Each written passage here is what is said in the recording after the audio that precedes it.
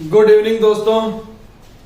बच्चों, एग्जाम के बेसिस पर हम लोग आज फिर से एक चैप्टर करेंगे जो चैप्टर छोटा भी है और मार्क्स के लिए बहुत इंपॉर्टेंट है। इसलिए अगर अच्छे मार्क्स स्कोर करने हैं तो छोटे छोटे चैप्टर्स को सबसे पहले टारगेट करना है और उसके बाद हम लोग उससे अच्छे अच्छे मार्क्स कलेक्ट कर सकते हैं। For example, wave optics. Wave optics is also an important chapter, and throughout the total optics approximately 20 marks are there, which is more than 30%. So approx 30% marks आपके सिर्फ ऑप्टिक्स से कलेक्ट हो रहे हैं। so इसलिए हम लोग क्या करेंगे, सबसे पहले ऑप्टिक्स वाला चैप्टर भी कंप्लीट कर लेंगे। इजी टू अंडरस्टैंड है और इसे हम आराम से कवर कर सकते हैं। तो आइए देखते हैं वेव ऑप्टिक्स।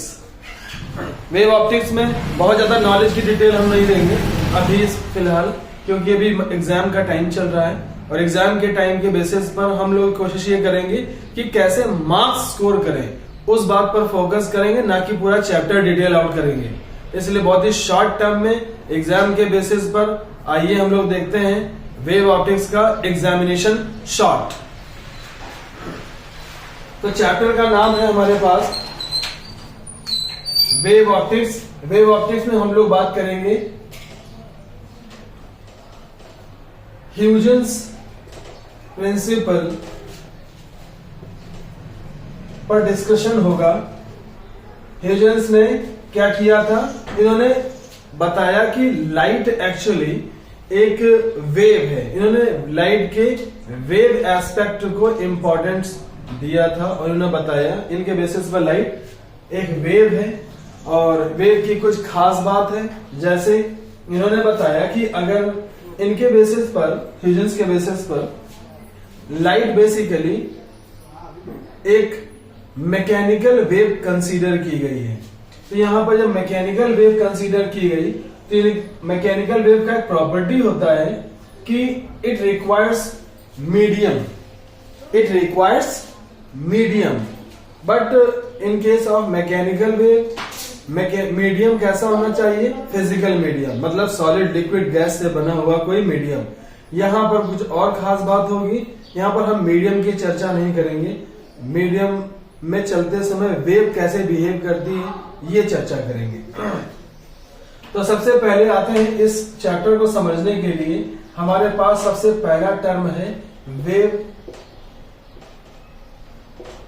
फ्रंट।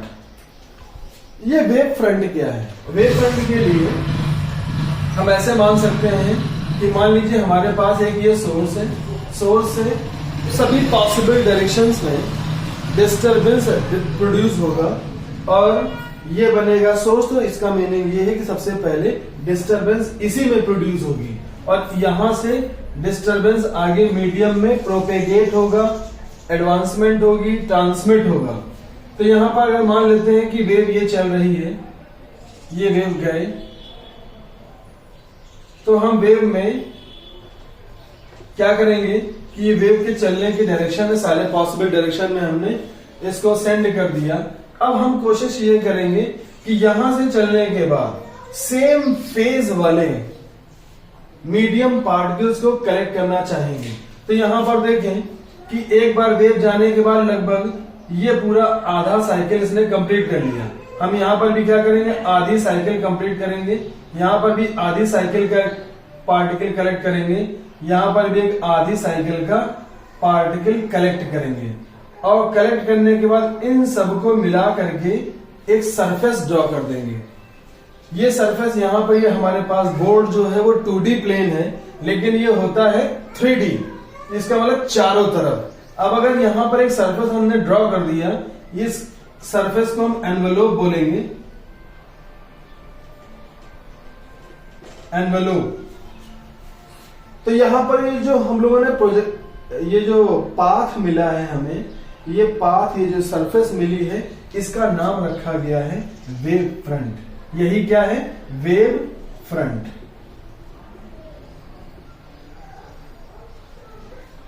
तो हम यहां पर ये कह सकते हैं an envelope drawn around the source on which, or we can say an envelope drawn around the source through which all the particles are at same phase of vibration.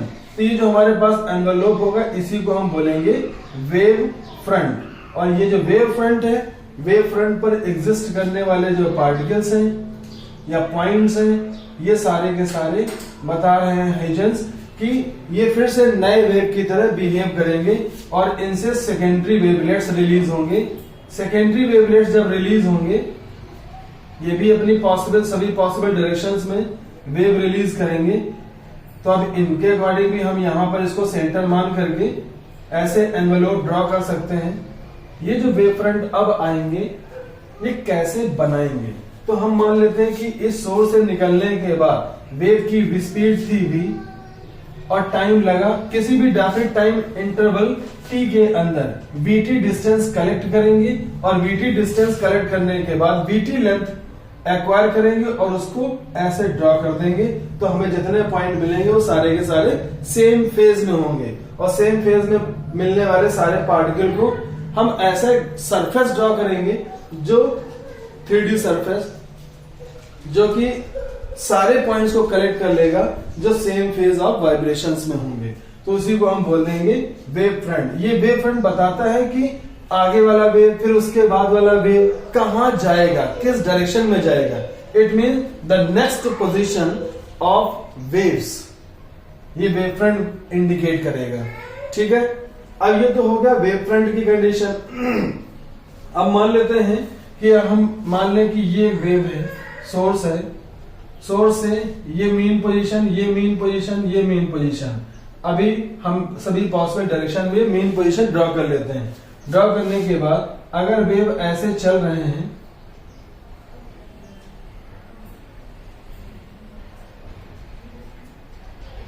तो हम जैसे यहां पर देखें, ये ट्रफ है, ये भी ट्रफ है, ट्रफ और ट्रफ, सारे ट्रफ के पीक पॉइंट को हम ड्रॉ करता हुआ, ज्वाइन करता हुआ सरफेस ड्रॉ करेंगे। यही सरफेस हमारा क्या बनेगा? Wave front. अगर ये 3D होगा तो इसकी शेप कुछ ऐसी हो जाने वाली है।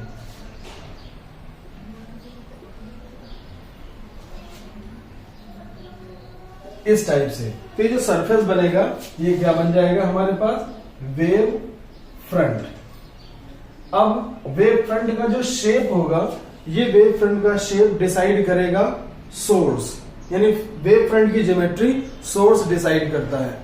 तो देखते हैं आगे कि अलग अलग सोर्सेस हमारे पास कैसे वेव फ्रंट प्रोवाइड करेंगे। तो here we go for the geometry of wave front.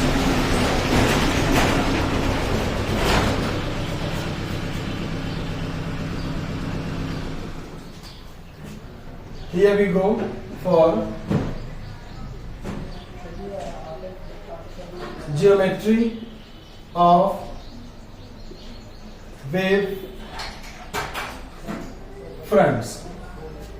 तो अगर हमारे पास सोर्स S पॉइंट सोर्स है, तो यहां पर क्या कंडीशन होगी कि अगर ये केवल आगे के लिए ओपनिंग है, चारों तरफ के लिए इसकी ओपनिंग है, तो इसके सोर्सेस के आसपास वेव फ्रंट ऐसे बनेंगे और वेव कैसे चल रहे होंगे? इस टाइप से।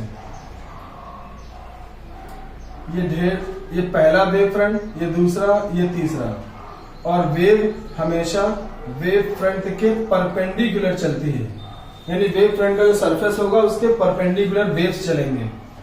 अब अगर ये यही पॉइंट सोर्स बैक साइड, मतलब कि इसका शेप मैं थोड़ा सा साइज में बड़ा बनाऊंगा, लेकिन इसे समझिएगा। ये है इधर पीछे, ये लाइट अगर नहीं भेज सकता, यहां से लाइट अगर रिलीज हो रही है, तो इसके सोर्सेज के वेव फ्रंट ऐसे होंगे, और जैसे जैसे डिस्टेंस बढ़ेगी वैसे वैसे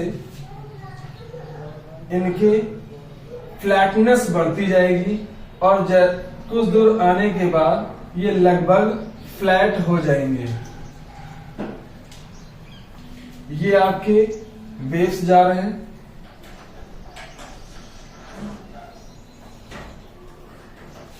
ये शेप होगा।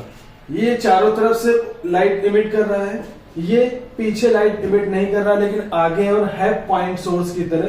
तो हमें लगभग आर्क जैसे वेव फ्रंट मिलेंगे। और जैसे जैसे इनकी डिस्टेंस बढ़ेगी तो इंटेंसिटी इसमें प्रोपोर्शनल होती है 1/r² की।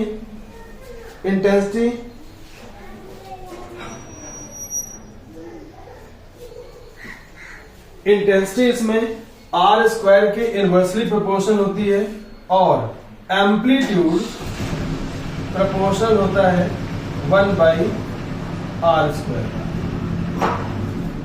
अब ये कंडीशन होगी, यानी कि यहां पर इंटेंसिटी प्रोपोर्शनल होती है एम्पलीट्यूड के स्क्वायर की। ये कंडीशन होगी, जैसे जैसे डिस्टेंस बढ़ेगी वैसे वैसे इंटेंसिटी डाउन होने लगेगी। ठीक है, ये तो हुआ पॉइंट सोर्स का वेव फ्रंट। अब इसके बाद अगर यहीं पर हमारे पास एक प्लेन सोर्स होता तो कंडीशन क्या होती? मान लेते हैं ये एक प्लेन सोर्स है और इस प्लेन सोर्स में जैसे एलईडी पैनल आते हैं कि ये एलईडीज के लाइट के सोर्सेज हैं, तो इनसे लाइट ऐसे रिलीज होंगे और ये ऐसे रिलीज होंगे तो ये वेव फ्रंट हमारे पास लगभग प्लेन शीट जैसे मिलेंगे, इस टाइप से। ये सारे के सारे वेव फ्रंट होंगे। और ये वेव फ्रंट अगर यहां पर मान लेते हैं इस मीडियम में वेव की चलने की स्पीड v है, तो ये t1 टाइम पर, ये सोर्स से t2 टाइम इंटरवल बाद और ये t3 इंटरवल बाद वेव फ्रंट की नेक्स्ट पोजीशन होंगी, जिनकी हम लोकेशन पता करने के लिए VT फॉर्मूला, डिस्टेंस पता की जा सकती है। VT फॉर्मूला लगाएंगे और डिस्टेंस मालूम चल जाएगी। तो VT1 पर ये, VT2 पर ये, VT3 पर ये मिले हमें वेव फ्रंट्स। ऐसे ही अगर कोई लीनियर सोर्स होगा हमारे पास, तो लीनियर सोर्स की कंडीशन में हम क्या करेंगे, तब देखते हैं वेव फ्रंट की शेप कैसी होगी। लीनियर सोर्स है तो ये ट्यूब लाइट जैसा, जैसे एलईडी के समय ट्यूब लाइट्स आते हैं, तो ये चारों तरफ से अगर लाइट देंगे तो हमारे पास वेव फ्रंट ऐसे होंगे।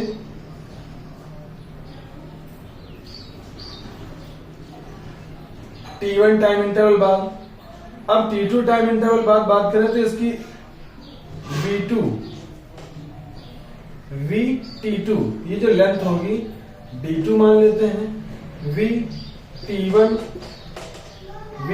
पर अगर बात करें तो डिस्टेंस हो जाएगी D1 इसका रेडियस बनेगा, D2 बड़ा रेडियस बनेगा क्योंकि टाइम इंटरवल T2 ग्रेटर है, इसलिए D2 is greater than D1।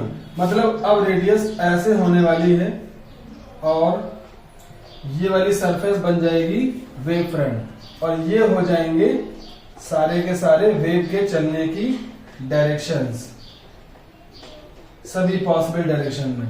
और इधर से भी ऐसे वेव जा रहे होंगे चारों तरफ। ये है लाइट वेव्स, इस टाइप का वेव फ्रंट सिलेंड्रिकल होगा। अगर यही लीनियर चार्ज बैक साइड ना दे पाए, बैक साइड नहीं दे पा रहा लाइट, सिर्फ आगे के लिए, ये हमने पीछे डार्क कर दिया, बैक साइड देने के लिए अलाउ नहीं करता, केवल फ्रंट साइड अलाउ करता है, तो अब हमारे पास जो वेव फ्रंट होंगे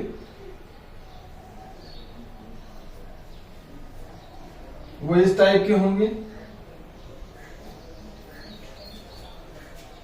इसके बाद और फ्लैटनेस बढ़ती जाएगी।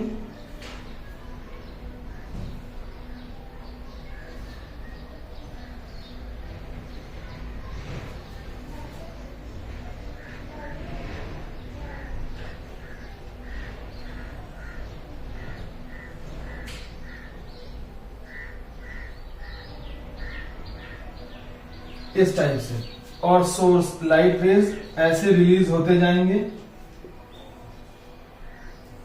और बहुत दूर यानी काफी डिस्टेंस चलने के बाद फिर से ये लगभग प्लेन शीट की तरह हो जाएंगे, क्योंकि इनकी कर्वेचर बढ़ती जाएगी जैसे जैसे डिस्टेंस कवर होगी।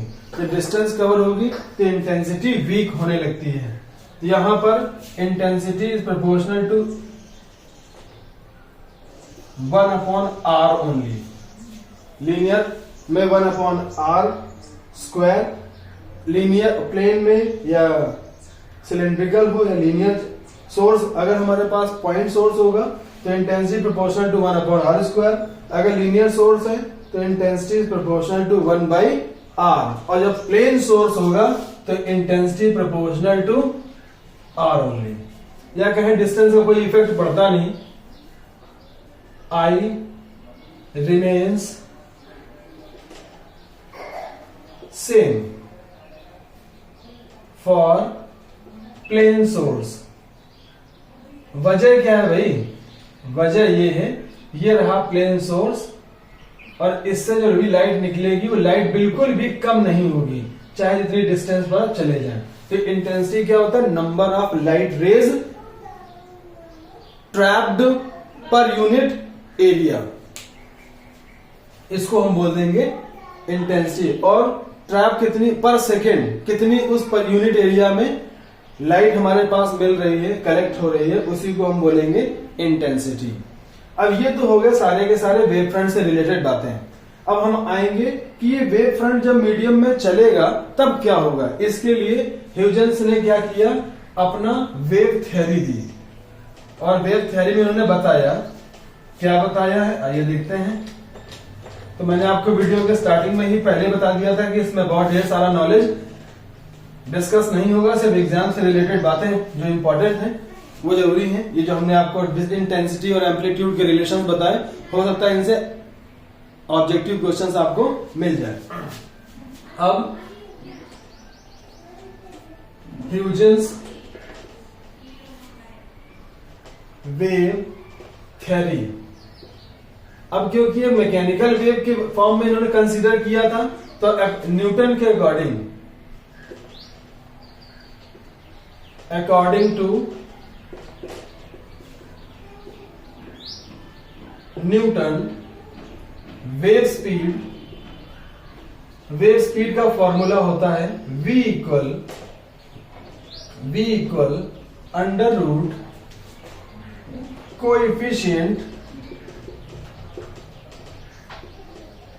ऑफ इलास्टिसिटी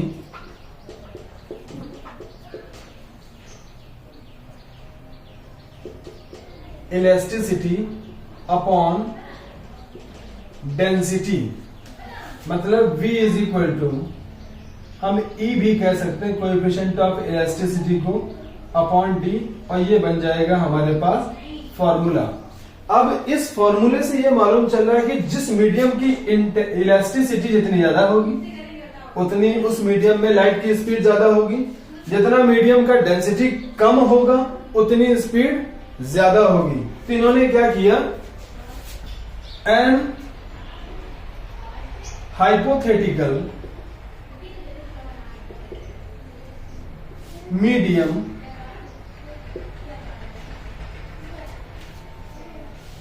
pervading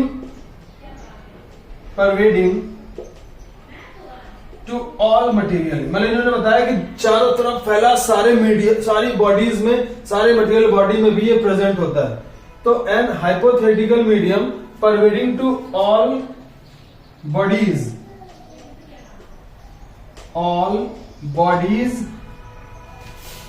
और मटीरियल नेम्ड, उन्होंने नाम रखा था ल्यूमिनिफेरस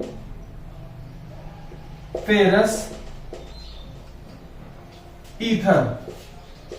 ये उस मीडियम का नाम था, ल्यूमिनिफेरस ईथर नाम का एक मटेरियल इन्होंने कंसीडर किया कि पूरी दुनिया में ये फैला हुआ है। और इस ल्यूमिनिफेरस ईथर मटेरियल की प्रॉपर्टी क्या है? ये प्रॉपर्टी में क्या है? Perfectly elastic. It is perfectly elastic and approx nil density, इसकी डेंसिटी लगभग नील है। इसकी इलास्टिसिटी परफेक्ट यानी 100% है, 100% इलास्टिसिटी, और इसकी डेंसिटी लगभग नील है, जिसकी वजह से मालूम चला, तो इन्होंने बताया कि अगर इसकी इलास्टिसिटी 100% है, डेंसिटी लगभग नील है, तो इसकी स्पीड बहुत ज्यादा होनी चाहिए, और इसीलिए इन्होंने बोला कि जो 3.0 इंटू 10⁸ मीटर पर सेकेंड की जो स्पीड है वो ये जो ल्यूमिनिफेरस ईथर है इतनी स्पीड को अलाउ करता है। कहता है कि आप जा सकते हैं, क्यों? क्योंकि आपकी इलास्टिसिटी 100% है और डेंसिटी लगभग नील है मेरे अंदर, तो जब आप मुझसे होकर के पास होंगे तो आपकी स्पीड बहुत ज्यादा होगी। किसकी? आपकी स्पीड मतलब वेव की स्पीड, यानी वेव जब इस मीडियम से पास होगा, जो कि मीडियम 100% इलास्टिक है और नील डेंसिटी वाला है, तो यहां से जब वेव पास होगी तो उसकी स्पीड बहुत हाई होगी और वो लगभग 3.0 इंटू 10⁸ मीटर पर सेकेंड की ऑर्डर की होती है। अब ये जो स्पीड है ये लगभग एयर या फिर वैक्यूम में इक्वल कंसीडर की जाती है, जबकि थोड़ी सी अलग होती है, डिफरेंस होता है, लेकिन ये डिफरेंस इतना कम होता है कि बच्चों उस डिफरेंस को हम अवॉइड कर सकते हैं। अवॉइड करने की वजह से ही मान लिया जाता है कि लाइट की स्पीड एयर या वैक्यूम में अप्रॉक्स 3.0 इंटू 10⁸ मीटर पर सेकेंड है। ठीक है, अब अपनी बात को कंफर्म करने के लिए, यानी वेव थ्योरी इनको देने के लिए हाइजेंस ने क्या किया, 3 प्रिंसिपल बताए। इन्होंने बताया कि मेरी बात को समझने के लिए आपको 3 चीजें समझनी है अच्छी तरीके से, 3 पॉइंट दिमाग में रखने हैं। वो पॉइंट्स क्या हैं? जिनका नाम रखा गया ह्यूजेंस प्रिंसिपल। ये ह्यूजेंस प्रिंसिपल क्या थे? इन्होंने बताया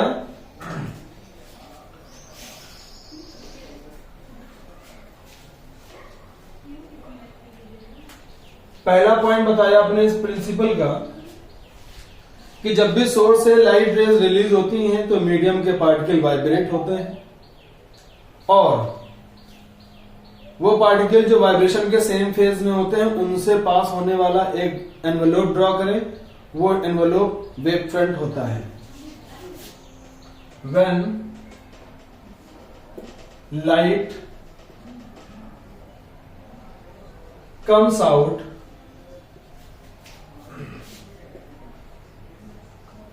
from source,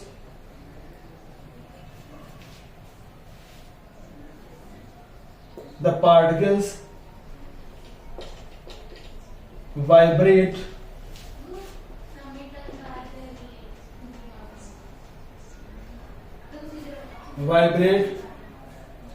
and the points and the locus या the envelope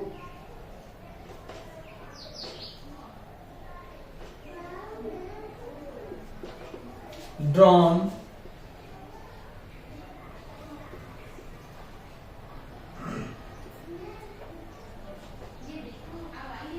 through the points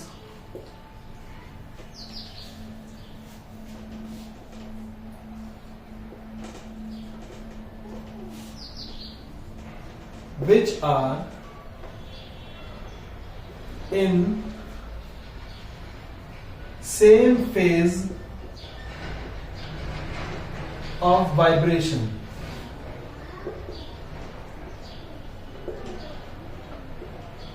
is wave front। ये पहला पॉइंट रहा। दूसरा पॉइंट उन्होंने बताया कि वेव फ्रंट पर एग्जिस्ट करने वाला हर एक मीडियम पार्टिकल एक नए सोर्स की तरह बिहेव करता है। All the points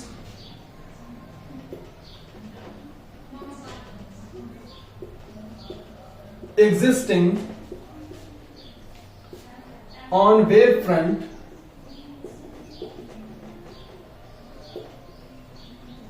behaves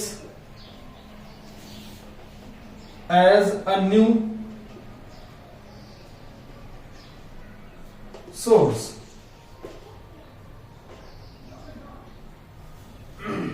which emit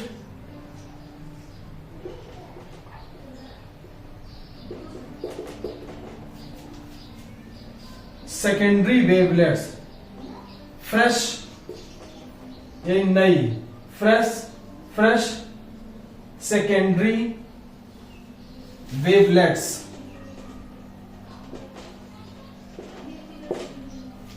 और तीसरा पॉइंट बताया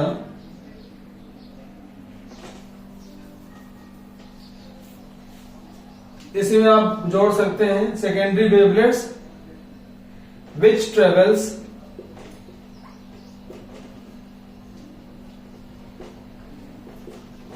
with the same speed as the parental, जैसे कि पहले वाली पैरेंटल्स, जैसे कि पहले वाली जो थी वो जितनी स्पीड से चल रही थी उतनी ही स्पीड से अभी क्या होगा, ये सेकेंडरी वेवलेट्स भी चलेंगे। और तीसरा पॉइंट इन्होंने बताया द लोकेशन या the position of wave front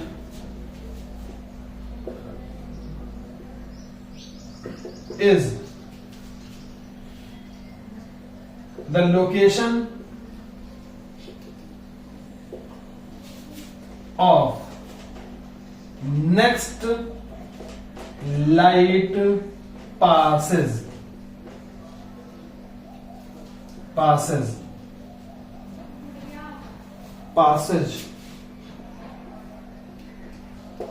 मतलब कहां से गुजरे, पैसेज में बोल सकते हैं कि यहां से लाइट पास होगी, इस पैसेज वाली यानी इस पोजीशन से लाइट अब पास होने वाली है।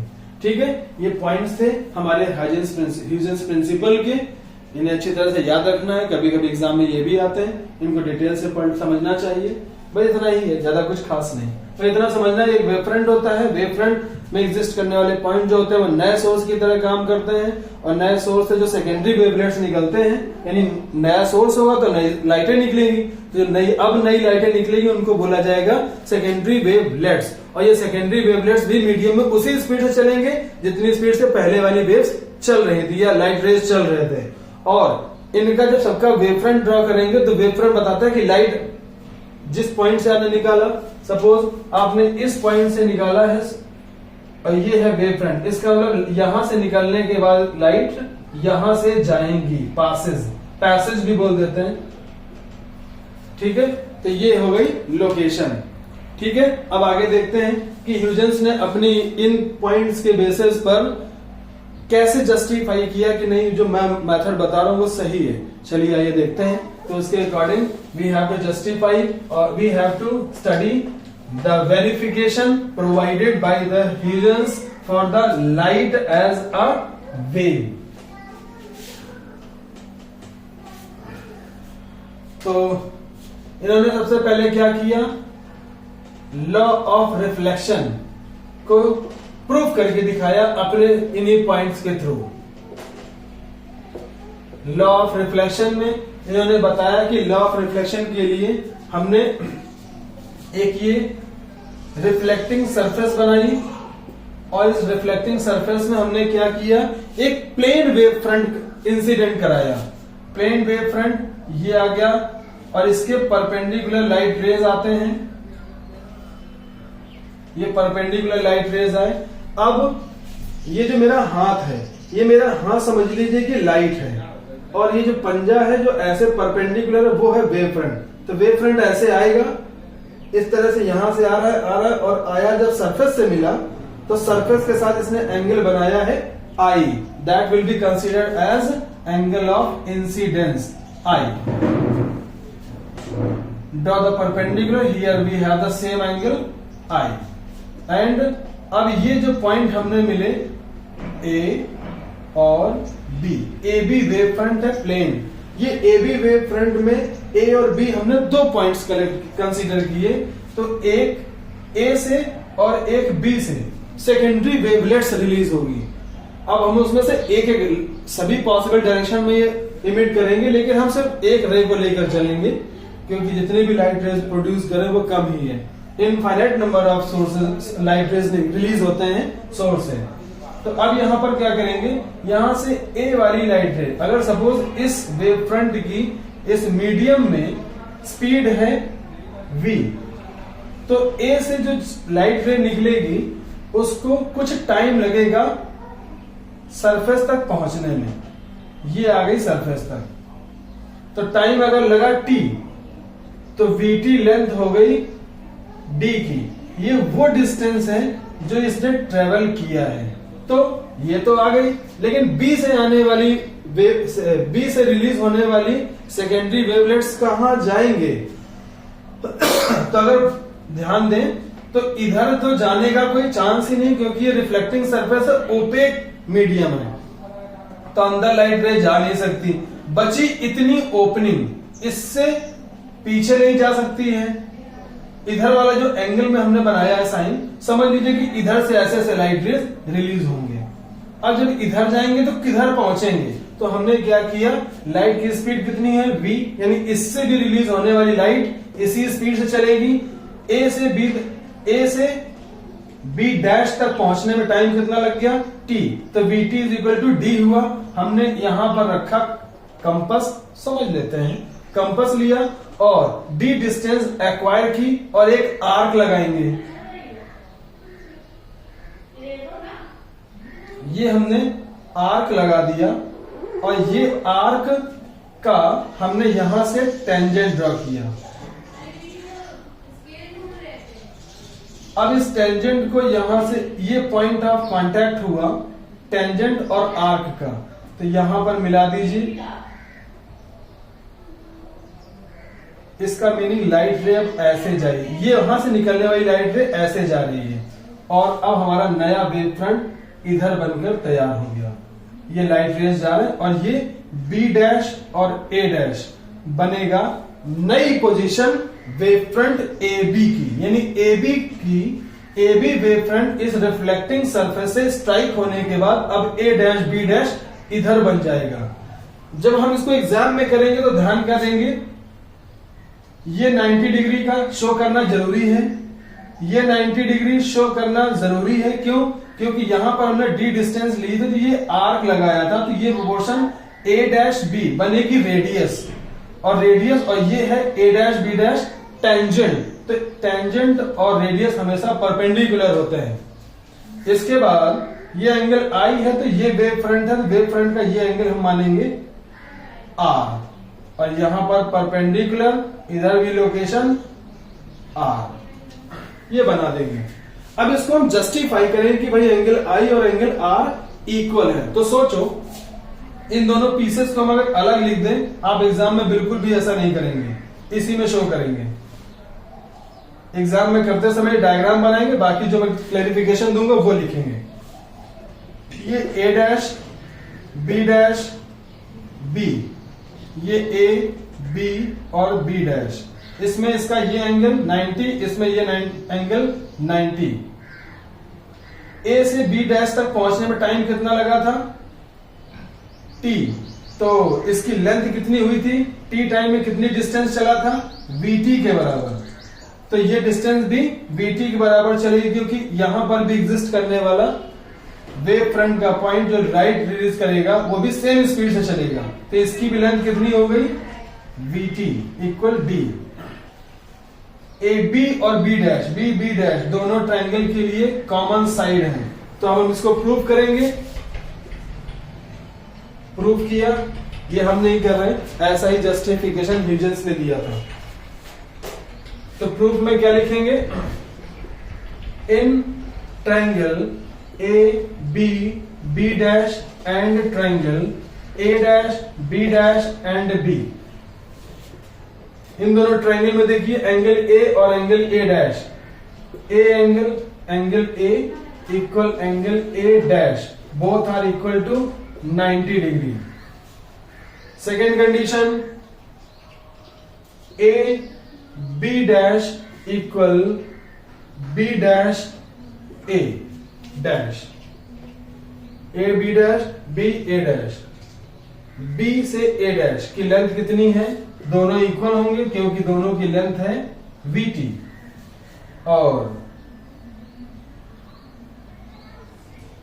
BB dash equal BB dash equal, ये दोनों कंडीशन किसके लिए हैं, ये दोनों ट्रायंगल में कॉमन साइड है, कॉमन साइड है, therefore triangle AB dash congruent to triangle A dash B dash B। लेकिन कॉन्ग्रुएंसी में पैटर्न ठीक से लिखेंगे, इसका A 90, इसका A डैश 90, इसका B I, इसका भी B डैश I, ठीक है, बिल्कुल सही, राउंड ठीक है इसका रोटेशन। और ये कौन सी सिमिलरिटी है, right angle, BB dash hypotenuse, AB dash एक साइड, मतलब ये कौन सी कैटेगरी में है, कॉन्ग्रुएंसी के RHS।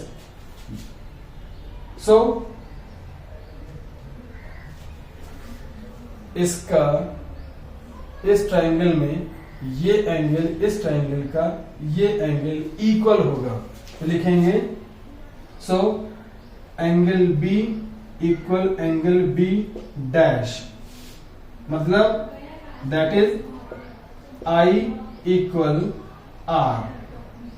रीजन क्या है, CPCTC, CPCT क्लास 10 में आप लोगों ने पढ़ा होगा, congruent corresponding parts of congruent triangles are congruent. ये CPCTC से angle I is equal to angle R। This is the main postulate of the laws of reflection that is provided by Huygens।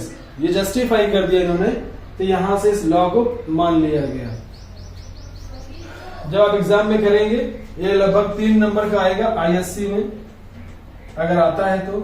Diagram में खास बात ध्यान रखेंगे, यहाँ पर arrow का होना जरूरी है, यहाँ पर एरो का होना जरूरी है, ये दोनों एरो यहाँ पर 90-90 मेंशन होने चाहिए, एंगल I और R, यानी डायग्राम का एक नंबर जस्ट प्रूफ का, और लास्ट नंबर जो होगा इसके लिए हो सकता है इसी में 2 नंबर मिल जाए, डायग्राम, एरो और 90 मार्क्स करने के, और फिर बाकी 1 नंबर इधर प्रूफ में।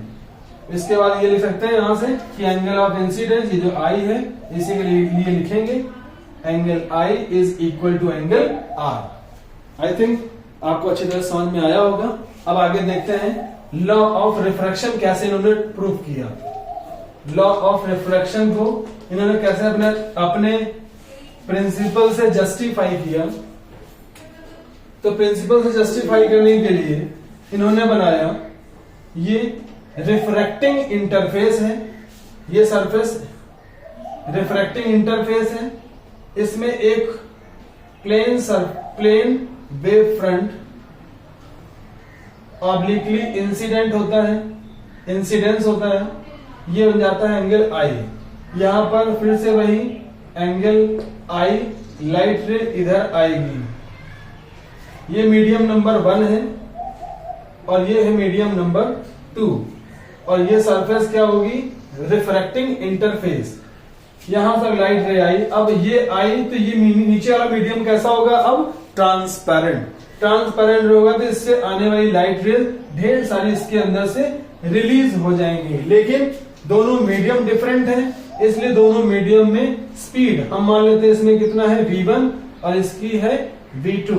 हो सकता है कि 1 मीडियम रेयर हो और 2 मीडियम डेंसर हो।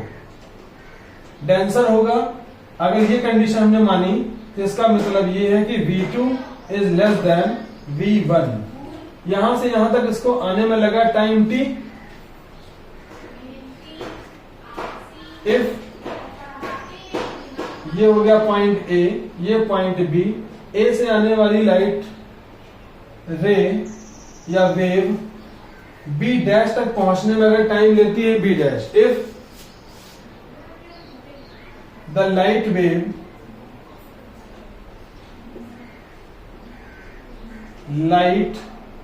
Wave takes time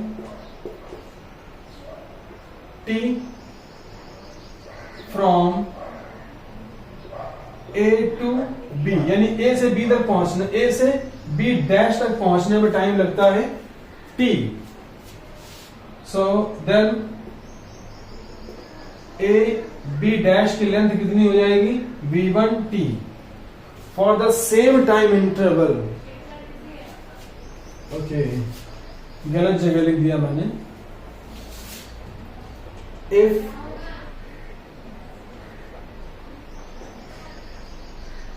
the wave light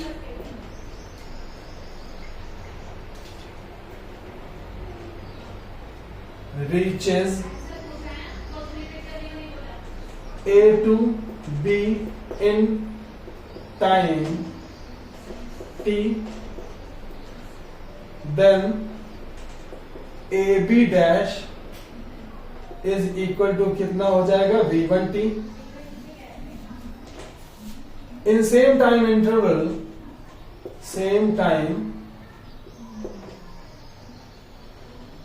interval B sends v2t as A dash।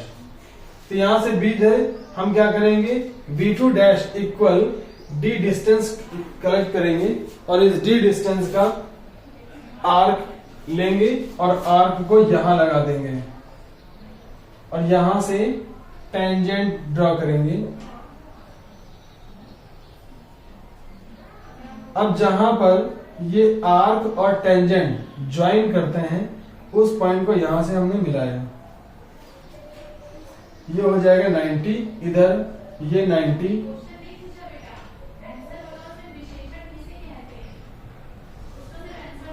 ये लाइट रेज अब जाएंगे बी डैश। ये हो गया वेव फ्रंट का ट्रांसमिट होना। अब ट्रांसमिट होने में मान लेते हैं ये एंगल आई है तो इसको मान लेते हैं आर। अब देखते हैं ये क्या बनेगा, ए डैश। चलिए स्नेल्स लॉ अगर हम इसे प्रूफ कर देते हैं तो स्नेल्स लॉ जस्टिफाई होने प्रूफ होने के बाद ये जस्टिफाई हो जाए कि वेव है।